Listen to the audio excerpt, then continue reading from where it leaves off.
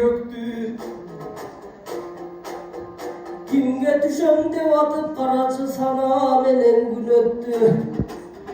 Kim düşöt dep mağır bağırman oy, men dağı sarsan ağılıp cüdöttü. Men önüme çıkıpmın karaçı jaratkan berip dilekti. Gülöğay çunkur birde tulpargavlar gör göze verip cileşti. Görkemdün eldin aldığında bir anda görse de yüzü güreşti. Oy otu isen ırda dev Osman kul bolup çırga dep bizge mustatlar aytkan dilekti. Anda biz can tuğay dış kılalı tekke getirmeyin bana avul altıda 4-5 gün öttü. Şarı çıksan akın camağını, ciken azır şamdan tatayın kalanı. Anam kurs çıksa bakın camağı bulguvanda da tavalanı. Bugün göçmender göçü gele tak karacı şamdan tıp donu talanı. Anam hakikatay kıvırdamay bu lezzetten akınlardın talavı. Ten tuşum bacam özünsüne, bugün ten bassan eken maranı. Bugün iki cakşı bir çıksa tüken eldin için şangılat. Yeki caman biri çıksan yere şivalı bön emosiyalan aldırat. İki cakşı bir çıksa bu eldin ümitün candırat. Yeki caman biri çıksan alardın sapları kuru çıkat kangırap.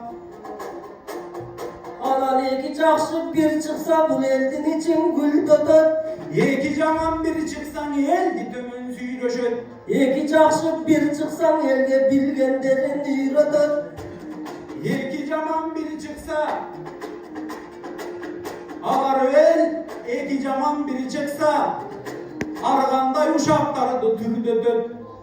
Cakşı menen dost bolsam tüke, vakıttın dağın sezesin. Caman benim dost bolsam andan armandın susum geçesin. Cakşı menen bir cürsün, carkırap bir gözösün. Caman benim bir cürsün, canın yok tüteve çözün. Cakşı menen bir cürsün tüke, caşoğu vakıt kut konur. Caman benim bir cürsün, cardanıldı tür düşüp, caş oğlumuz abdan cüp olur. Anam bizde iki cakşı bir çıksam, yeldere süre tök günde. Yeki caman bir çıksam andan eldele cüdöyt getkindim. Biz dayar söz aytmay cahtagan uşinti taroduğu sahtalar. Yeni menirday telemde karaçı mendağı önördün cobun attağım. Akkeni tulpar olup bizdeydin aman tay emmircen işbek tay gezi bizden taptagan. Uşuları tutta hizmat kılsın de perdigin ürün gezden baptağan. Karaçı dileğime caraşam öz kocaman öpçük geldin özüne öz batmagan.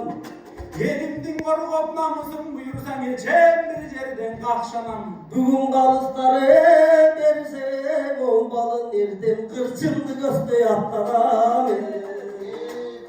Ay vay rahmat.